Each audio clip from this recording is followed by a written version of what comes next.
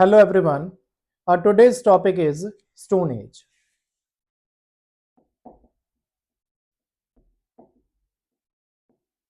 Stone age की अगर हम बात करें तो ये एंशंट हिस्ट्री के प्री हिस्टोरिकल पार्ट में कवर किया जाता है. It is the part of pre history. अब ये प्री हिस्ट्री क्या है, वी विल डिस्कस. हम इसके बारे में भी डिस्कस करेंगे कि pre historical part, proto historical part या हिस्टोरिकल पार्ट कौन सा होता है हिस्ट्री का. ठीक है जी. स्टोन एज की अगर हम बात करें, इसमें हम क्या क्या चीजें कवर करेंगे. अगर हम बात करें तो इसमें हम we are going to discuss the different factors. We are going to discuss the different factors. जैसे हम बात करते हैं, सबसे पहले तो हम इसके बारे में ही जानेंगे कि what is stone age. What is stone age, कि स्टोन एज क्या है, why it is named as stone age.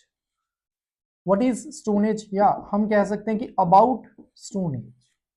Okay, कि इसे stone age क्यों कहा जाता है. our first factor. similarly we will discuss about the time period of stone age. कि stone age का जो टाइम पीरियड है वो कहां से लेकर के कहां तक कवर हो रहा था. ठीक है जी. Similarly, we will discuss about the climatic factors or climate during the Stone Age. कि क्लाइमेट कैसा था स्टोन एज के समय पर. थर्ड फैक्टर हम बात करेंगे, that is evolution of humans और ह्यूमन बीइंग्स. ओके, उसके बाद हम बात करेंगे that is geographical distribution of stone as. Next we will discuss about that is settlement pattern during the settlement pattern during stone age. उसके बाद हम discuss करेंगे दैट इज इकोनॉमिक कंडीशंस और economic life of people during the stone as. इसी तरह से हम एक और फैक्टर के ऊपर फोकस करने वाले हैं, that is science and technology. Science and technology. How science and technology played an important role in the economic life of people of Stone Age. किस तरह से साइंस का एवोल्यूशन हुआ. ठीक है, जैसे हम बात करते हैं कि the discovery of fire, the making of different types of tools, उसमें जो टेक्निक यूज हो रहा था वो सारा का सारा हम कवर करेंगे इसमें साइंस एंड टेक्नोलॉजी में. इसी तरह से जो हमारा अगला फैक्टर होगा, it will be cultural and religious life during stone age.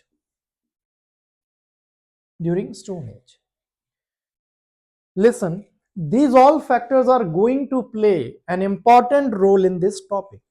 एक बात आप हमेशा ध्यान में रखना, किसी भी टॉपिक को अगर आप सरल तरीके से कवर करना चाहते हैं, खास करके एंशिएंट हिस्ट्री में, तो आप इन फैक्टर्स के ऊपर फोकस करेंगे कि हम पूरे का पूरा टॉपिक इन फैक्टर्स के थ्रू ही कवर अप करते चले जाएंगे. और ये सारे के सारे फैक्टर्स जो हैं, these all factors are interrelated, interconnected. मैं आपको यहां पर दिखाऊंगा कि किस तरह से एक से दो, दूसरे से तीसरा और तीसरे से चौथा फैक्टर आपस में जो है वो इंटर रिलेटेड है. और हमारे लिए these all factors are acting like that is a indicators. ये हमारे लिए इंडिकेटर का काम करेंगे हमारे टॉपिक को आगे चलाने के लिए. जैसे आप मेंस का कोई टॉपिक लिखते हो तो उसमें आपको ब्रेनस्टॉर्मिंग की आवश्यकता पड़ती है. आंसर राइटिंग करते हो तो कुछ इंडिकेटर्स की रिक्वायरमेंट रहती है, कुछ गाइडलाइंस की रिक्वायरमेंट रहती है। इसी तरह से जब हम किसी भी टॉपिक को कवर करते हैं तो उसमें हमें कुछ अलग अलग फैक्टर्स को जो है वो सिलेक्ट करना होता है और उन्हीं फैक्टर्स का के ऊपर ही पूरे का पूरा टॉपिक कवर करते चले जाना है, ठीक है। And this is a very important part of studying the history और लर्निंग द हिस्ट्री, ठीक है जी। तो अगर हम बात करें कि ये फैक्टर्स किस तरह से स्टोन एज के डिफरेंट डिफरेंट एस्पेक्ट्स को कवर करेंगे, आई विल एक्सप्लेन, ठीक है जी। तो हम अपने पहले फैक्टर की ओर बढ़ने की कोशिश करेंगे जिसमें हम कहते हैं कि that is it is a pre historical part of history, ठीक है जी। What is the meaning of pre history? जब हम बात करते हैं प्री हिस्ट्री की तो सर प्री हिस्ट्री का वो पार्ट है, इतिहास का वो हिस्सा है जिसके लिए हमारे पास इंफॉर्मेशन जो है वो डेराइव की जा रही है only on the basis of archaeological sources. मतलब the part of history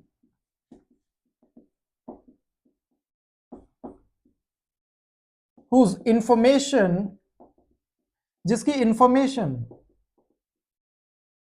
the part of history whose information is derived or collected only from archaeological sources. हम बात करते हैं कि जिस इतिहास के हिस्से की जानकारी केवल और केवल आर्कियोलॉजिकल या पुरातत्व स्रोत या सोर्सेज से हमें प्रोवाइड हो या मिले, उसे हम कहते हैं that is a pre history, ठीक है जी। उसे हम कहते हैं प्री हिस्ट्री।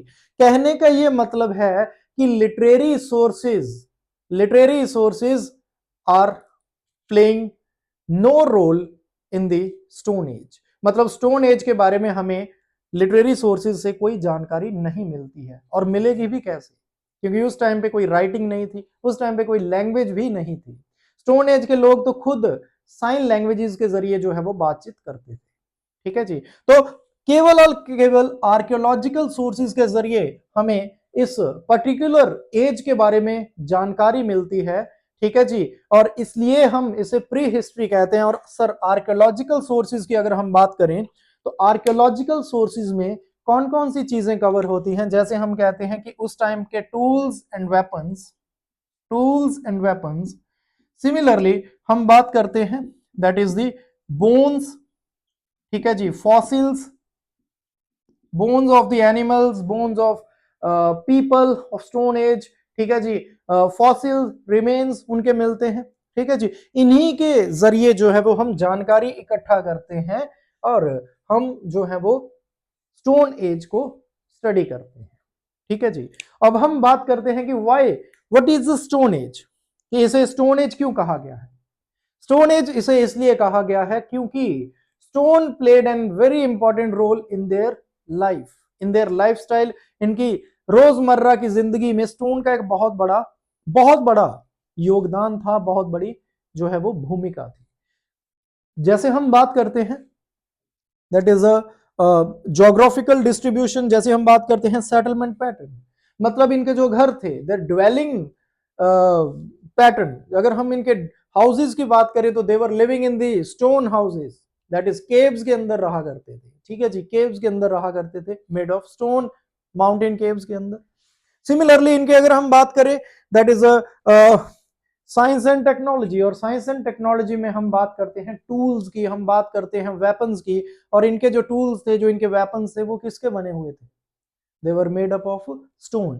तो कहने का ये मतलब है कि उस टाइम पे कोई मेटल का अभी जो है वो डिस्कवरी नहीं हुई थी, मेटल को कोई यूज नहीं किया जा रहा था, the uses was only of stone. तो दिस इज द रीजन कि हम इसको जो है वो स्टोन एज के नाम से जानते हैं। तो सर अगर हम इसके टाइम पीरियड को समझने की कोशिश करें तो टाइम पीरियड अगर हम देखें, the stone as time period is from that is 2 million years ago, 2 million years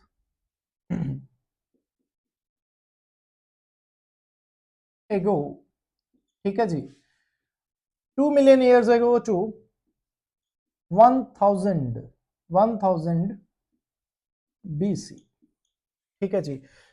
करीब करीब आज से 20 लाख साल पहले स्टोन एज की शुरुआत हो जाती है, स्टोन एज की शुरुआत हो जाती है, ठीक है जी। 1 million equals to 10 lakh. Okay, तो इसमें जब हम बात करते हैं टाइम पीरियड की, तो टाइम पीरियड में हमने ये कहा कि 2 million years ago to 1000 BC, ठीक है। उसके बाद हम बात कर रहे हैं our next factor is that is the climatic factor, और that is a climate. Climate कैसा था स्टोन एज के टाइम पे, कि हम क्लाइमेट के बारे में डिस्कस करते हैं। Before studying the climatic factor, climate के बारे में डिस्कस करने से पहले हम थोड़ा सा अर्थ के एवोल्यूशन को भी डिस्कस करते हैं, अर्थ के एवोल्यूशन को भी डिस्कस करते हैं। हम बात करते हैं कि अर्थ का फॉर्मेशन हुआ that is something around 4000 million years एगो, और अर्थ की फॉर्मेशन के बाद अर्थ के जो डिफरेंट डिफरेंट पार्ट्स हैं, डिफरेंट डिफरेंट अर्थ के जो एरियाज हैं, अर्थ का एवोल्यूशन होता है अलग अलग एजेस में, जिसमें हम कहते हैं कि प्राइमरी एज या प्राइमरी स्टेज, जिसे हम फर्स्ट स्टेज के नाम से भी जानते हैं। इसके बाद हम बात करते हैं सेकेंड स्टेज या फिर सेकेंडरी स्टेज और सेकेंडरी एज। उसके बाद हम बात करते हैं प्राइमरी सेकेंडरी के बाद that is a tertiary period और टर्शरी स्टेज। टर्शरी स्टेज के बाद हम बात करते हैं that is a quaternary stage के बारे में। क्वाटर्नरी स्टेज के बारे में हमारे लिए जो सबसे इंपॉर्टेंट है that is a quaternary stage या फिर quaternary age, quaternary period, quaternary period. अगर हम बात करें करंटली अभी कौन सा पीरियड चल रहा है, this is the quaternary period, इसे हम क्वाटर्नरी पीरियड कहते हैं। ये जियोलॉजिकल टाइम स्केल है, मैं ज्यादा ज्योग्राफी में नहीं जाऊंगा, सिर्फ और सिर्फ एक जस्ट हम उसका कुछ पार्ट डिस्कस कर रहे हैं, जिसमें हम बात कर रहे हैं कि currently we are living in quaternary period.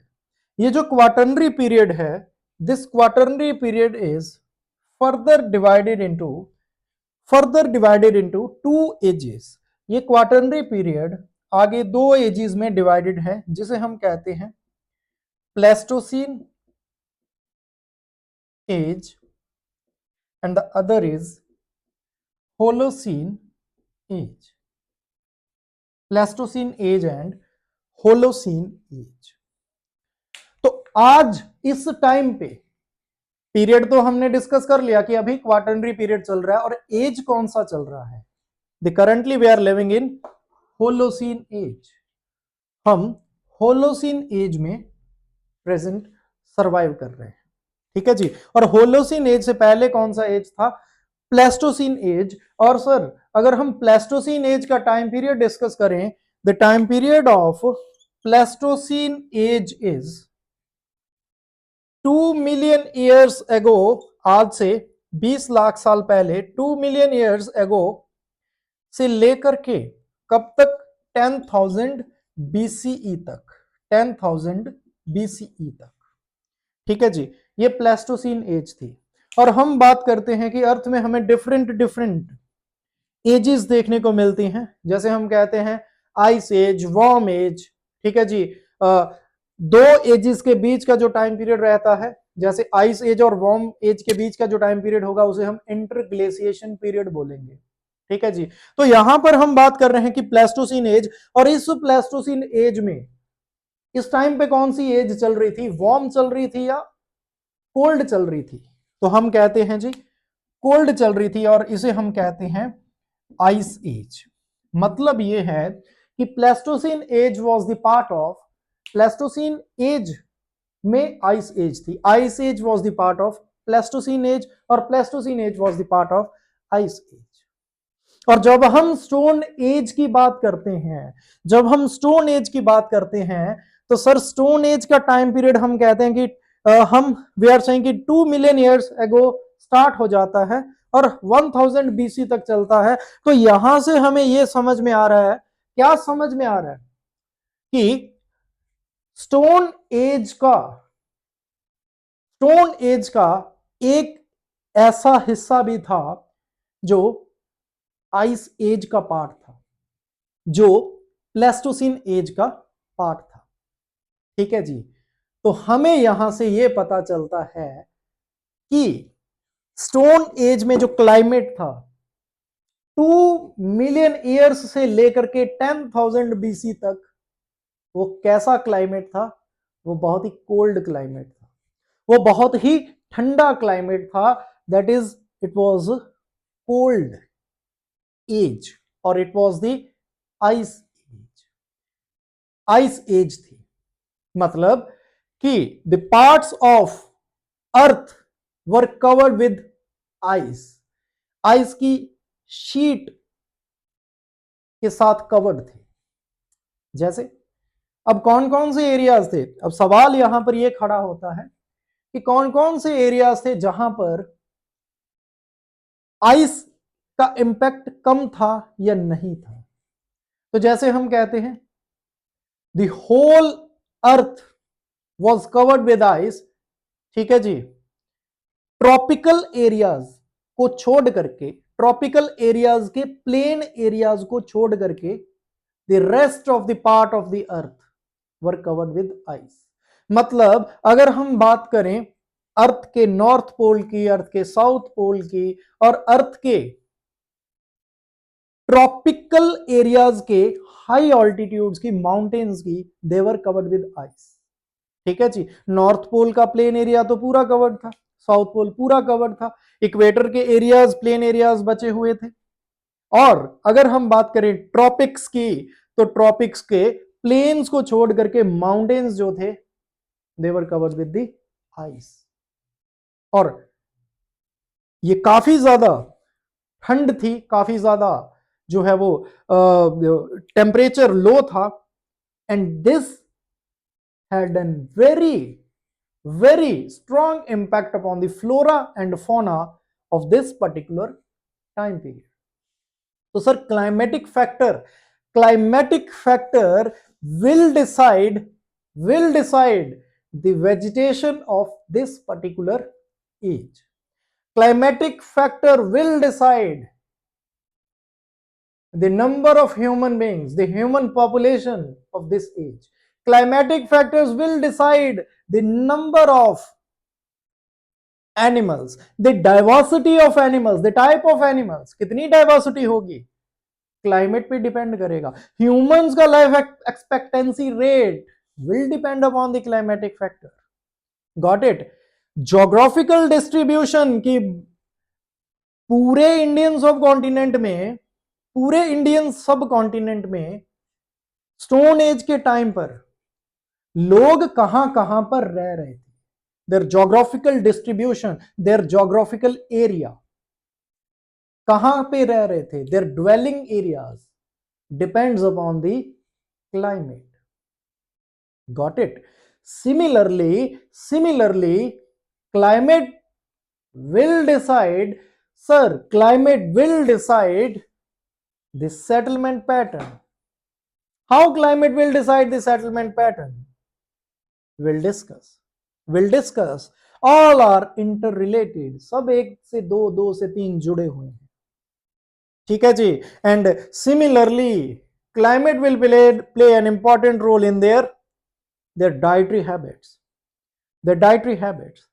their eating pattern, their economic life, also social life, cultural life. Got it? We will discuss. So, जब हम बात करते हैं क्लाइमेटिक फैक्टर्स की, तो मैंने सर यहां पर आइस एज की बात करी है, तो मैं इसे थोड़ा सा और एक्सप्लेन करने की कोशिश करूंगा। That is in our continuation.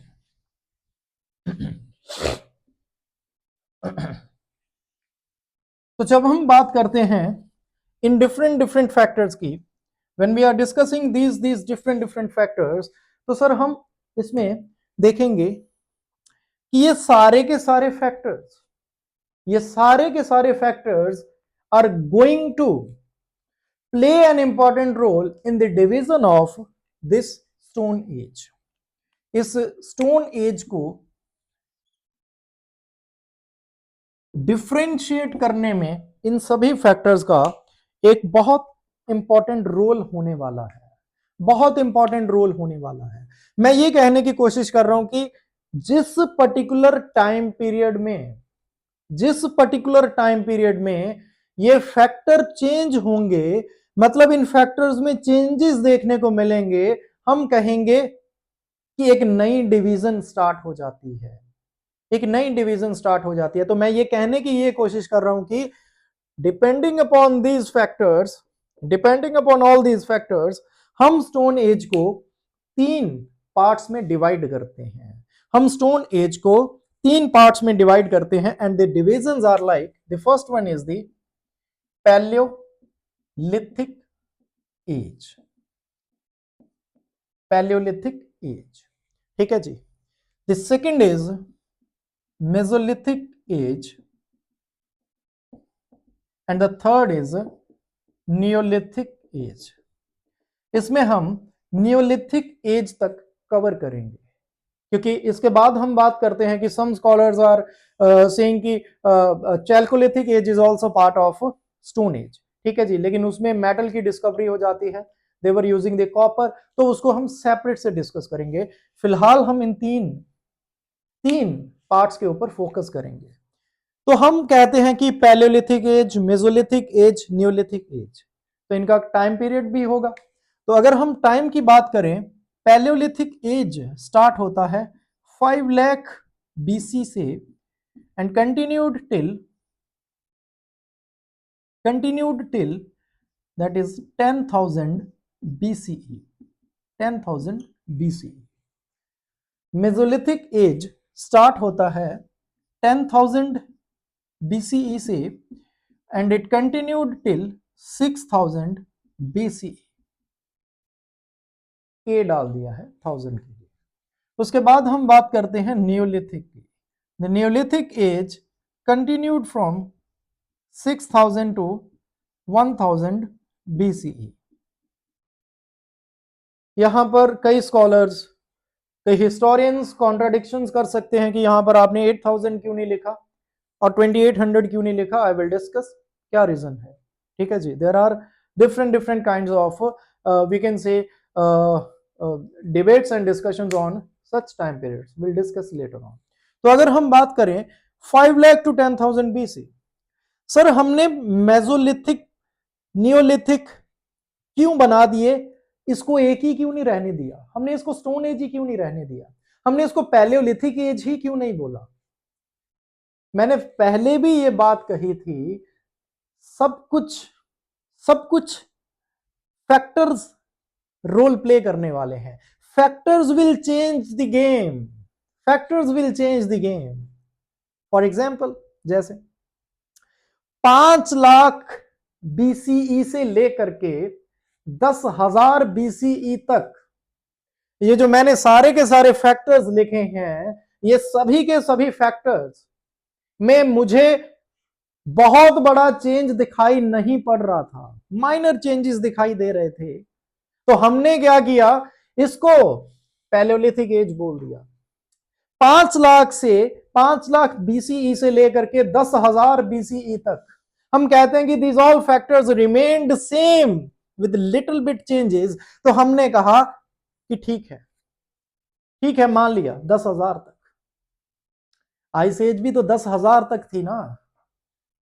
अब 10,000 बीसीई आते आते ice age change into warm age. Temperature क्या हुआ, रेज करना शुरू हुआ। The temperature was rising, temperature rise हो रहा था, रेज हो रहा था।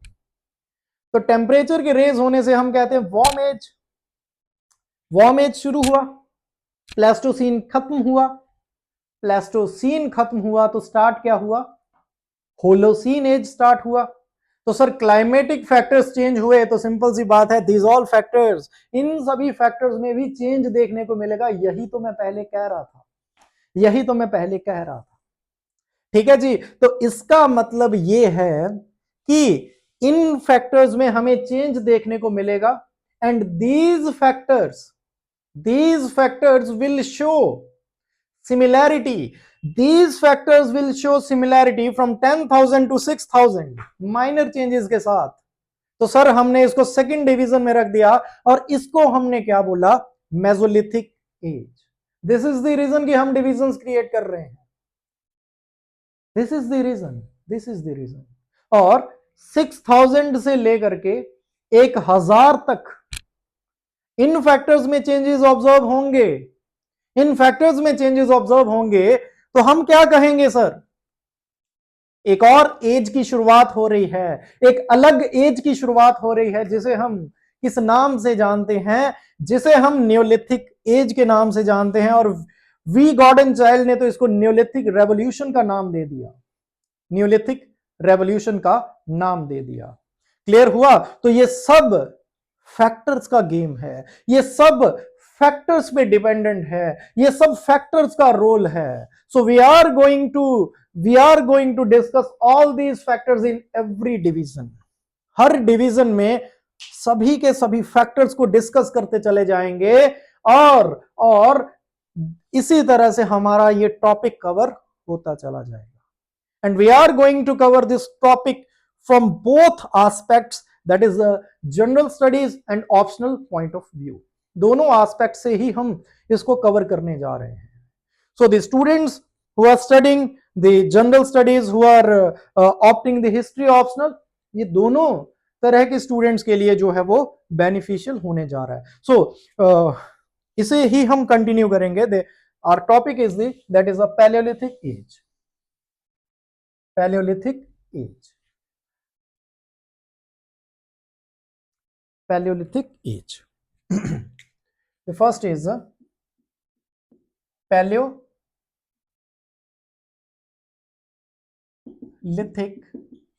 age।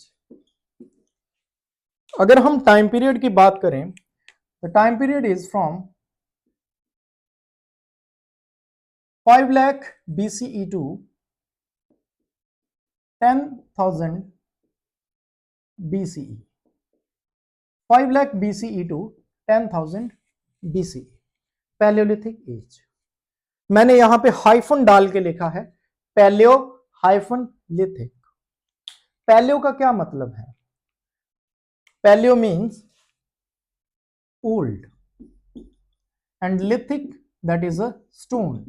और अगर हम इसका पूरा नाम देखें तो ओल्ड स्टोन एज। ये नाम किसने कॉइन किया था? This name was coined by John Lubbock, the British geologist. उन्होंने एक किताब लिखी थी द प्री हिस्टोरिक टाइम्स। उस प्री हिस्टोरिक टाइम्स की अपनी किताब में इन्होंने नाम दिया पैलियोलिथिक एज। अब पैलियोलिथिक एज स्टार्ट कब से होता है? 5 लाख BCE से। अब ये 5 लाख से ही क्यों स्टार्ट हो रहा है? इससे पहले क्यों नहीं स्टार्ट हो रहा था? क्योंकि जो हमें रिमेन्स मिले हैं, जो हमें आर्कियोलॉजिकल एविडेंसेस मिले हैं, उनका जो टाइम पीरियड है वो 5 लाख से स्टार्ट हो रहा है। ठीक है जी। और उसके लिए हमने किस चीज की हेल्प ली है? उसके लिए हम कार्बन डेटिंग की हेल्प लेते हैं, उसमें हम पोलन एनालिसिस की हेल्प लेते हैं। ठीक है जी। उसमें हम जो है वो पोटेशियम आर्गन डेटिंग या मेथड की हेल्प लेते हैं। उसके बेसिस पे हम डेट्स को जो है वो निकालने की कोशिश करते हैं, टाइमलाइन को निकालने की कोशिश करते हैं। तो हम बात कर रहे हैं पैलियोलिथिक एज, और इसमें मैंने आपके साथ टाइम पीरियड डिस्कस कर लिया है। सिमिलरली मैं यहाँ पे क्लाइमेट या क्लाइमेटिक फैक्टर्स के बारे में भी डिस्कस करूंगा कि सर इस टाइम पे क्लाइमेटिक फैक्टर्स किस प्रकार से थे, क्लाइमेट का क्या रोल था। ठीक है जी। ओके, तो अगर हम बात करें that is the climate of palaeolithic age, हमने पहले भी कहा है ये 5 लाख से लेकर के 10,000 तक चलता है। और आइस एज का टाइम पीरियड क्या था, या प्लेस्टोसीन एज का टाइम पीरियड क्या था?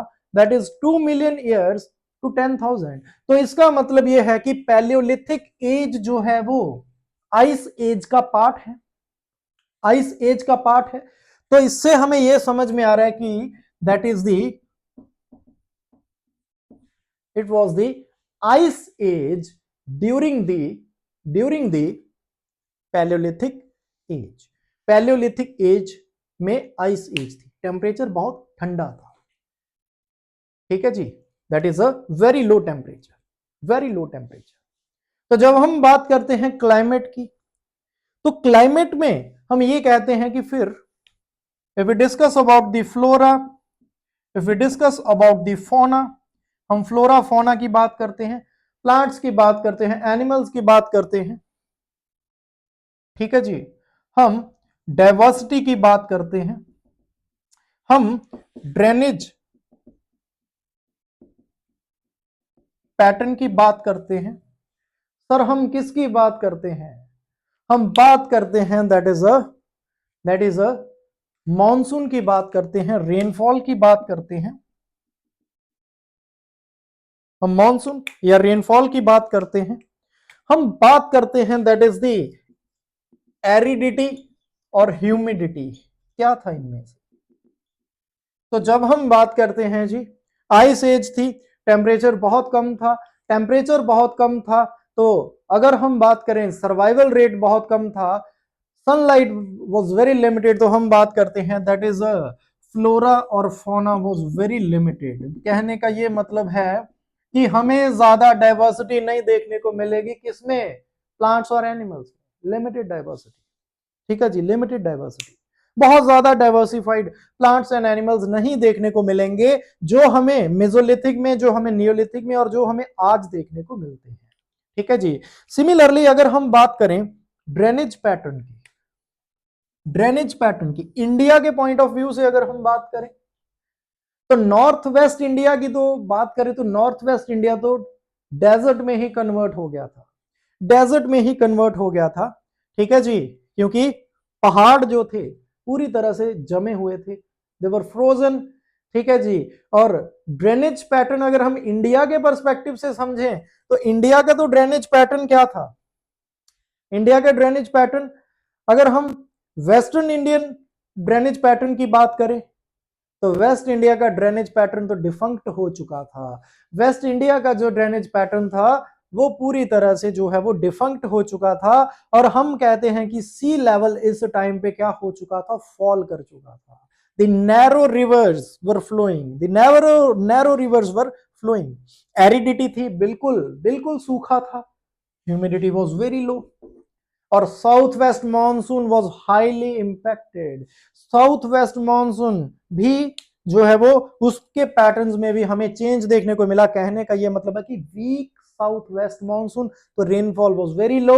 रेनफॉल कम होगा तो सर सिंपल बात है, वेजिटेशन भी कम होगा, सभी फैक्टर्स इसी पे डिपेंड करते हैं। तो and we are saying that is the impact of climate on these factors, impact of climate on these factors, clear. Similarly जब हम बात करते हैं that is a human beings की, ह्यूमन बीइंग्स का जो एवोल्यूशन है, ह्यूमन बीइंग्स का एवोल्यूशन देखते हैं हम कि किस प्रकार से हम आज जब हम बात करते हैं कि प्रेजेंट ह्यूमन स्पीसीज जिसे हम कहते हैं होमो सेपियंस सेपियंस, इसका एवोल्यूशन कैसे हुआ, कि किस तरह से हम इसमें चेंज हुए, होमो सेपियंस में चेंज हुए, और आगे भी अभी भी ह्यूमन बीइंग्स का एवोल्यूशन हो रहा है, ह्यूमन बीइंग्स का एवोल्यूशन हो रहा है, चेंज होते चले जा रहे हैं। और डार्विन की थ्योरी की यदि हम बात करें, तो डार्विन तो कहते हैं कि our ancestors were chimpanzees, they were apes, वहां से हमारा एवोल्यूशन हुआ है। तो हम ज्यादा इसको जो है वो ज्यादा डिटेल में नहीं डिस्कस करेंगे, दैट इज हमारे एग्जाम के पर्सपेक्टिव से ही हम इसको ह्यूमन एवोल्यूशन को समझने की कोशिश करेंगे। तो यदि हम बात करें that is evolution of human beings, simple मैं एक बात कह देता हूं सर कि पैलियोलिथिक वो एज था जिस एज में ह्यूमन बीइंग्स का फाइनल करंट एवोल्यूशन देखने को मिला। मतलब कि अभी का जो प्रेजेंट स्पीसीज है जिसे हम होमो सेपियंस सेपियंस कहते हैं, इसका एवोल्यूशन इसी एज में ही हुआ था, होमोसेपियंस सेपियंस। ठीक है जी, होमोसेपियंस सेपियंस, इसी टाइम। Got it. अगर हम यहां पर बात करें तो इस टाइम पीरियड में हम किस तरह के और स्पीसीज की बात करते हैं? जैसे हम बात करते हैं जी, हमें पैलियोलिथिक एज में एवोल्यूशन देखने को मिलता है, कहां से? दैट इज फ्रॉम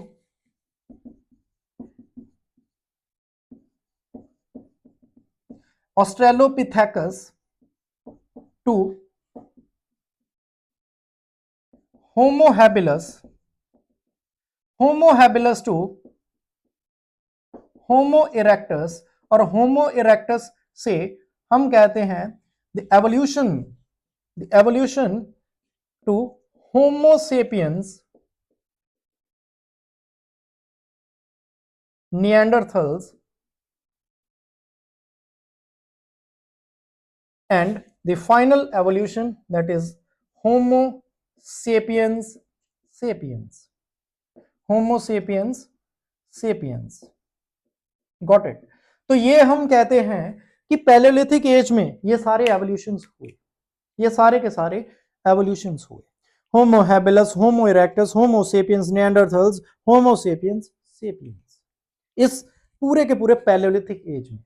ये पैलियोलिथिक एज आगे 3 पार्ट्स में डिवाइडेड है, lower palaeolithic, then middle palaeolithic, then upper palaeolithic, depending upon the use of tools and weapons. Tools and weapons वो हम डिस्कस करेंगे।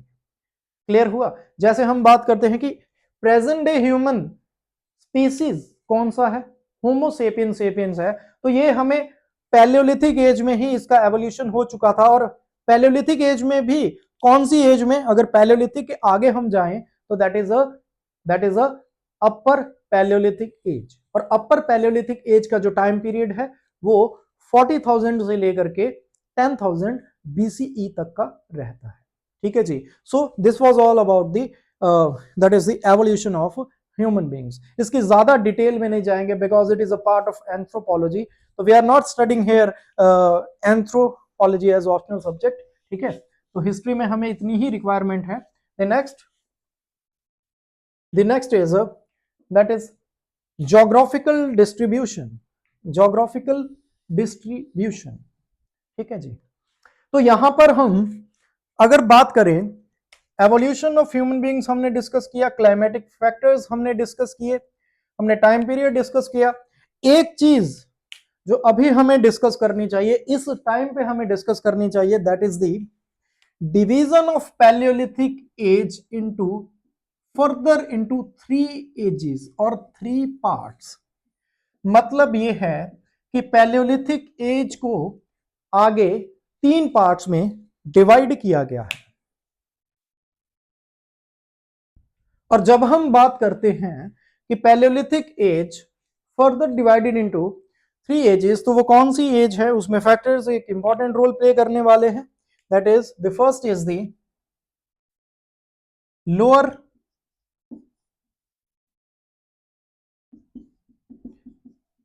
पैलियोलिथिक एज और लेट पैलियोलिथिक एज। उसके बाद हम बात करते हैं middle palaeolithic age. The next one is upper palaeolithic age. तो इसमें अगर हम टाइम की बात करें तो सर इसका टाइम जो रहता है, it is from 5 lakh to 50,000 BCE। Similarly middle palaeolithic का अगर हम टाइम की बात करें तो ये रहता है 50,000 टू 40,000 BCE। और इसी तरह से जब हम बात करते हैं अपर पैलियोलिथिक की, तो अपर पैलियोलिथिक का टाइम पीरियड रहता है 40,000 टू 10,000 BCE। 10,000 BCE ये इसका टाइम पीरियड रहता है।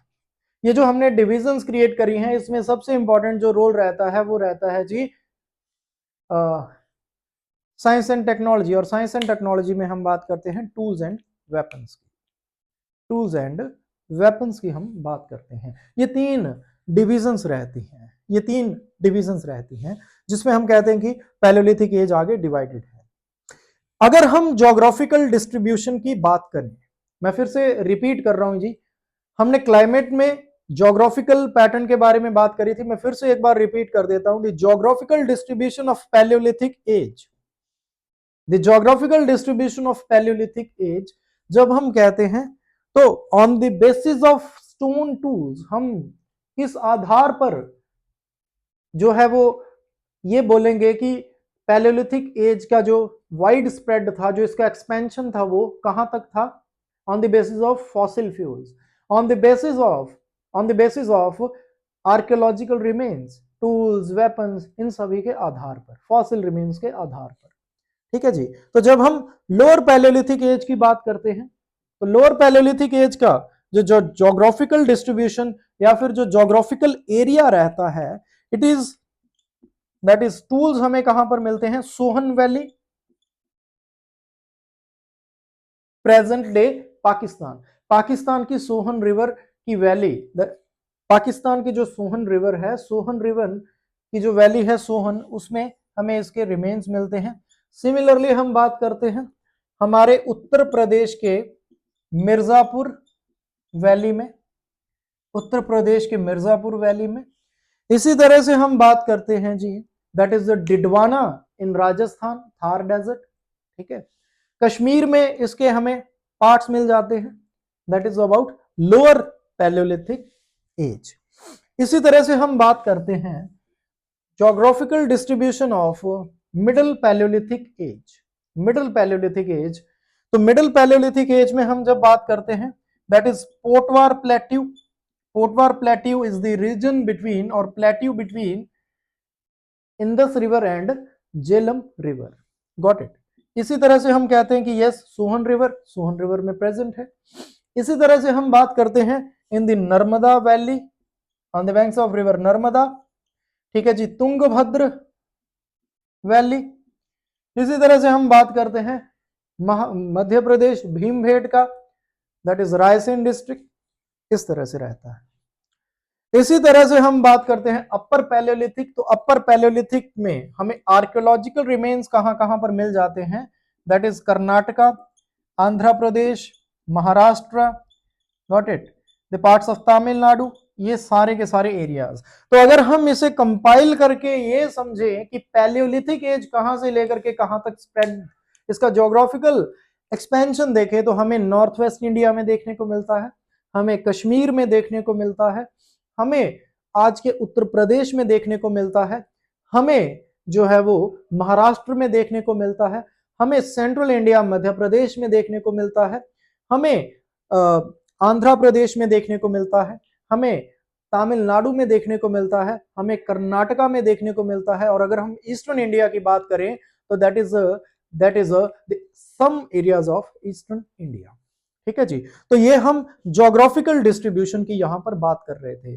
मैं फिर से इस बात को रिपीट कर देता हूं कि Palaeolithic people, the Palaeolithic people, they were living in the foothills of the mountains, ये माउंटेन्स के फुटहिल्स में रहा करते थे, पहाड़ों की तलहटियों पे रहा करते थे। They were not living in the plain areas, ये प्लेन एरियाज में नहीं रहते थे। ठीक है जी। आप लोग इसे जो है वो किसी तरह से जो है वो मिसअंडरस्टूड नहीं करेंगे कि जो मैंने एरियाज बताए, जैसे I was discussing that is Andhra Pradesh, में बात कर रहा था मध्य प्रदेश की, तो I was discussing about the foothills of the mountain, मैं माउंटेन्स के फुटहिल्स की बात कर रहा था, बिल्कुल पहाड़ों की तलहटियों में। ठीक है जी। और इसका क्या रीजन था, इसका क्या कारण था कि they were living in the that is the foothills of the mountains, मैं अभी सेटलमेंट पैटर्न वाला जो पार्ट है उसमें डिस्कस करने वाला हूं। ठीक है जी। So starting with this settlement pattern, settlement pattern, geographical distribution, settlement pattern, both are interrelated, both are interrelated. ठीक है जी। तो अगर हम यहां पर एक चीज को डिस्कस करें, that is the settlement pattern, palaeolithic age, Palaeolithic age में हम सेटलमेंट पैटर्न की बात कर रहे हैं।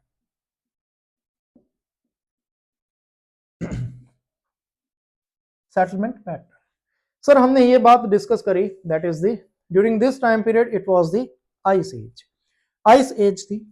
मैं थोड़ा सा ज्योग्राफी में आपको लेकर के जाना चाहता हूं, ज्योग्राफी के टॉपिक के बारे में हम डिस्कस करेंगे, that is about the drainage pattern, drainage pattern, ठीक है जी, क्योंकि सेटलमेंट पैटर्न डिपेंड कर रहा है ड्रेनेज के ऊपर, ड्रेनेज पैटर्न के ऊपर, ठीक है जी। जब हम बात करते हैं that is a drainage pattern की, ठीक है जी, तो ड्रेनेज पैटर्न का एक नेचर रहता है, रिवर की 3 स्टेजेस रहती हैं, the 3 stages of river, 3 stages of river, ठीक है जी। Youthful stage, the second is mature stage, the other is old stage. Youthful stage, mature stage and old stage, इन 3 स्टेजेस की हम बात करते हैं। जो रिवर रहती है, this is the mountain, mountain से लेकर के अपनी वैली तक रिवर यूथफुल स्टेज में रहता है। रिवर की कौन सी स्टेज होती है? यूथफुल, मतलब mountains to foot hills of the mountains, river का कौन सा स्टेज होगा? That is the youthful stage, youthful stage होगा। और जैसे ही रिवर प्लेन्स में एंटर करती है तो रिवर की मैच्योर स्टेज स्टार्ट हो जाती है। अब यूथफुल स्टेज को अगर हम सरल भाषा में समझे तो क्या है? यूथफुल स्टेज में यह रहता है कि the rivers are very narrow, rivers जो है वो नैरो रहती हैं, रिवर डाउन कटिंग करती है, रिवर वाइड नहीं होती है, रिवर नैरो होती है, ठीक है जी, पहली चीज। और जब रिवर प्लेन्स में एंटर करती हैं तो रिवर्स जो है वो वाइड हो जाती हैं, दैट इज द एरिया ज्यादा कवर करती है, मैच्योर स्टेज में एंटर होती हैं। और during the youthful stage it is very easy to that is cross the river. Youthful age में रिवर का कोर्स नैरो रहता है और इसको क्रॉस करना बहुत ही आसान रहता है कि रादर मैच्योर स्टेज में। तो one of the reason is कि the people of palaeolithic age they do not know the art of crossing the rivers, मतलब रिवर्स को क्रॉस करने की ज्यादा नॉलेज नहीं थी, इंफॉर्मेशन नहीं थी, लिमिटेड इंफॉर्मेशन थी, गहरे पानी में जाने की या गहरे पानी में को क्रॉस करने की ज्यादा इंफॉर्मेशन नहीं थी। This was the reason, one of the reason कि they were living in the foot hills of the mountains because the rivers are very narrow. River का कोर्स यहां पे वाइड हो रहा है और वाइड रिवर को क्रॉस करने की इनके पास क्षमता नहीं थी। दिस वाज द रीजन कि ये प्लेन एरियाज में नहीं इनके ड्वेलिंग हाउसेस देखने को मिलते थे, फर्स्ट थिंग। सेकंड, माउंटेन्स के फुट हिल्स में देखने को मिलते हैं ये लोग, this are the foot hills of the mountains. तो सर माउंटेन्स में हमें नेचुरल हाउसेस देखने को मिलते हैं जिसे हम कहते हैं केव्स। तो caves were their shelter houses, caves में रहा करते थे क्योंकि इन्हें अभी इस टाइम पे दे do not know the art of making the houses, घर बनाने की कला अभी इनको नहीं आती थी। दिस वाज द रीजन कि ये लोग they were living in the mountains. Second important reason, the third important reason, that is stones, that is a abundant availability of stones, stones की अवेलेबिलिटी थी क्योंकि हमें पता है कि यहां पर फुट हिल्स में बाउल्डर्स, कॉबल्स, पेबल्स आसानी से मिल जाते हैं और इन्हीं स्टोन्स को, इन्हीं टूल्स को they were using in hunting the animals, ठीक है जी। ओके, तो रेडली अवेलेबल यहां पर क्या मिल रहा है? टूल्स मिल रहे हैं। यहां पर क्या मिल रहा है? वेपन्स मिल रहे हैं, टूल्स मिल रहे हैं, यहां पर रॉक्स मिल रहे हैं, यहां पर स्टोन्स मिल रहे हैं और उनको जो है वो टेक्नोलॉजी के माध्यम से किसमें कन्वर्ट किया जा रहा है? That is tools and weapons में। And tools and weapons played an important role in their economic life. ये एक बहुत इंपॉर्टेंट फैक्टर जो है वो हमने डिस्कस किया है इनके सेटलमेंट पैटर्न में। तो सर मैं फिर से ये बात कहने की कोशिश कर रहा हूं कि they were not living in the plain areas, उसके 3 कारण मैंने यहां पर आपके साथ डिस्कस कर दिए हैं। उसके बाद जब हम बात करते हैं दैट इज वेजिटेशन माउंटेन्स में ज्यादा था in comparison to that is plain areas, क्योंकि वेजिटेशन की इनको रिक्वायरमेंट थी, because they were the food gatherers. ठीक है जी, they were eating the fruits, they were eating the dry leaves. यही कारण था कि यहां पर जो है वो माउंटेन्स के एरियाज में या माउंटेन्स के फुट हिल्स में they were living. The next factor, so this was about their settlement pattern. इसके बाद जो हम फैक्टर डिस्कस करेंगे that is the next factor is all about economic conditions. Economic conditions और economic life of the people of palaeolithic age. People of palaeolithic age. Sir economic life आर्थिक हालात, occupation. Occupation क्यों किया जाता है? Occupation that is in order to feed ourself, in order to feed that is the neighbours, in order to feed the family members. ठीक है जी, तो occupation, अब ऑक्यूपेशन कौन सा होगा?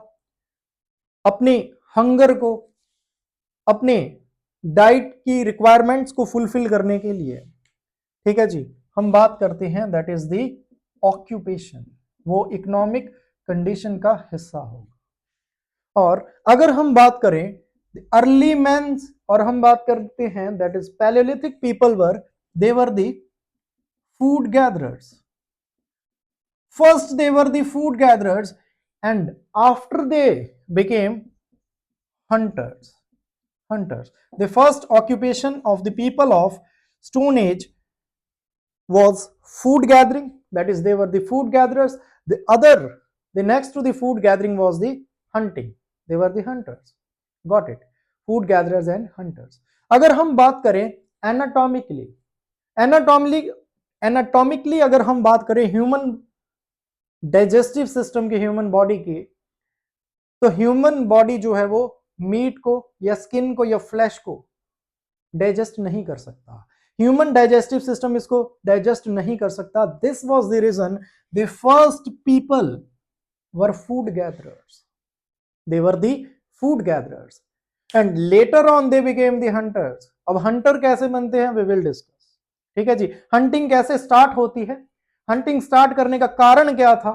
ठीक है जी, were they able to survive themself on the basis of that is the on the availability of the food products from the plants and trees.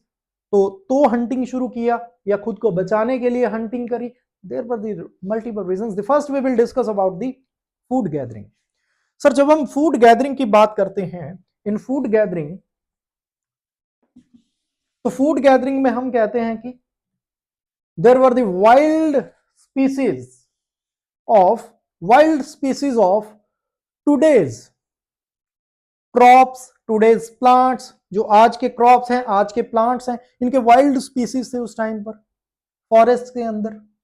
तो क्या खाना है क्या नहीं खाना है ये किसे मालूम, ये किसे पता है? हम भी कहीं एक आइलैंड पे चले जाते हैं, ठीक है जी, एक स्ट्रेंज आइलैंड पे जाते हैं, तो वहां का जो डाइवर्सिटी होगी, वहां के जो प्लांट्स होंगे, वहां के जो ट्रीज होंगे, उनके ऊपर जो लगे हुए लीव्स होंगे या डिफरेंट डिफरेंट फ्रूट्स होंगे, तो उन्हें कंज्यूम करने से पहले हम बहुत बार सोचेंगे। ठीक है जी, लेकिन इन्होंने ये फूड गैदरिंग कैसे स्टार्ट करी? तो इसमें हम बात करते हैं on the basis of the method of trial and error. What is the meaning of this method trial and error? That is trial and error का क्या मतलब है sir? Sir trial and error का मतलब है दैट इज एक्सपेरिमेंट्स करके। Experiments किए गए, किसके ऊपर एक्सपेरिमेंट्स किए गए? फूड प्रोडक्ट्स जो अवेलेबल थे, जो फ्रूट्स अवेलेबल थे, जो लीव्स अवेलेबल थे, उन लीव्स को कंज्यूम किया गया। किसी एक लीव को, किसी एक फ्रूट को खाने के बाद हेल्थ खराब नहीं हुई, ठीक है जी, या कोई डाइजेस्टिव इश्यूज नहीं हुए, या किसी की डेथ नहीं हुई, तो उसको कंटिन्यू किया गया। सपोज किसी एक फूड प्रोडक्ट को कंज्यूम करने से, उसकी कंजम्पशन से हेल्थ खराब हो रही है, डाइटरी इश्यूज हो रहे हैं, डेथ हो रही है, तो दे यूज्ड टू निग्लेक्ट, वो इसको क्या करते थे? निग्लेक्ट कर दिया करते थे। ये एक इंपॉर्टेंट जो है फैक्टर रहता है, that is the method of trial and error. और सिमिलरली हम बात करते हैं इस टाइम पर hunting, the second important occupation was hunting. Why hunting began? The availability of food gathering we can say was very limited, ठीक है, और it was very difficult to feed the current population, तो hunting start की जाती है। the first reason, the second reason was in order to protect themselves and in order to defend themselves from the wild animals they used to kill them, ठीक है जी, अपने आप को बचाने के लिए, अपनी रक्षा करने के लिए वाइल्ड एनिमल्स के ऊपर अटैक करते थे, ठीक है जी, और उनकी हंटिंग की जाती थी। और बाद में इन्हीं एनिमल्स को जो है वो क्या किया जा रहा था, that is they were used to eat, okay, the flesh of these animals. तो हम यहां पर बात कर रहे थे that is the food gathering hunting. तो यहां से हमें एक इंपॉर्टेंट चीज सामने निकल करके आती है, that is the type of economy was, if we discuss about the pattern of economy, the type of economy was subsistence in nature, the economy was subsistence economy, okay। तो सर हम economy की अगर हम बात करें, the subsistence economy, that means subsistence economy means the production and consumption both were equal, ठीक है जी, the both production and consumption were equal, there was the no concept of private property जैसा कोई यहां पर कॉन्सेप्ट या factor available नहीं था, ठीक है जी। So we are discussing that is the food gathering hunting. Sir जब हम बात करते हैं हंटिंग की, तो जब हम हंटिंग की बात करते हैं तो सर हंटिंग करने के लिए क्या चाहिए? किसी एनिमल को हंट करने के लिए हमें किस चीज की आवश्यकता होगी? किसी एनिमल की हंटिंग के लिए हमें आवश्यकता होगी तो किसकी? दैट इज दी वेपन्स की, टूल्स की रिक्वायरमेंट होगी, वेपन्स की रिक्वायरमेंट होगी। सो इसी तरह से हम कहते हैं this hunting led into the discovery of weapons.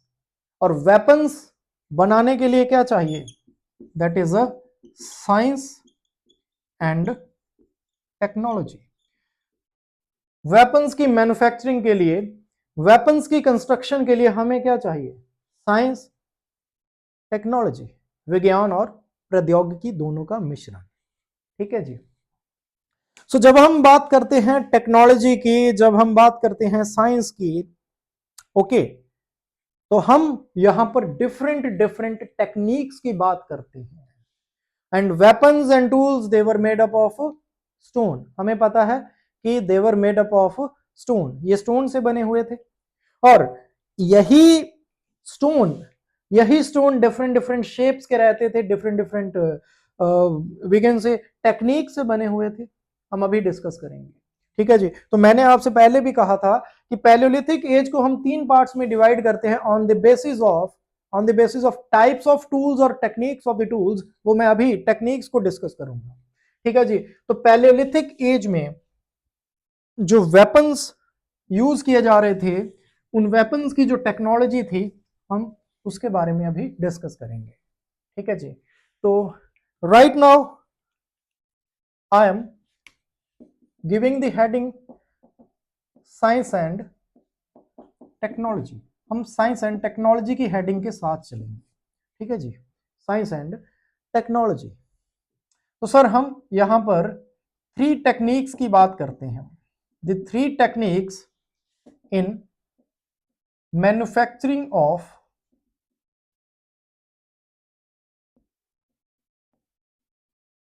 weapons, tools and weapons, manufacturing of weapons and tools, ठीक है जी। तो यहां पर हम बात करते हैं द 3 टेक्निक्स पर, that is core technique, the second one is flake technique, and the third one is blade technique, the third one is blade technique. ठीक है जी। तो मैं अगर पैलियोलिथिक के तीनों रीजन्स को भी इसके साथ जोड़ दूं तो मैं क्या समझाने की कोशिश करूंगा कि that is early palaeolithic age, early palaeolithic age, और लोअर पैलियोलिथिक एज में हम कहते हैं it was the lower palaeolithic age में हम कहते हैं it was core technique. Middle palaeolithic age में हम कहते हैं कि इट वाज फ्लेक टेक्निक, और ड्यूरिंग द लेट पैलियोलिथिक या फिर upper palaeolithic it was the blade technique. इससे पहले जब हम डिस्कस कर रहे थे लोअर, मिडिल और अपर, तो मैंने थोड़ा गलती से लोअर पैलियोलिथिक को जो है वो लेट पैलियोलिथिक लिख दिया था। Lower palaeolithic is the early palaeolithic और upper palaeolithic is the late palaeolithic. ठीक है, तो ये तीनों की तीनों टेक्निक्स हमें यहां पर देखने को मिलती है। ठीक है जी। अब कोर टेक्निक क्या थी, फ्लेक टेक्निक क्या थी, ब्लेड टेक्निक क्या थी, वी विल डिस्कस। ठीक है जी। इन टेक्निक्स के साथ हमें दो और टेक्निक्स के बारे में पता चलता है, that is stone on stone technique and that is the stone on stone technique and pressure flaking technique, pressure flaking technique.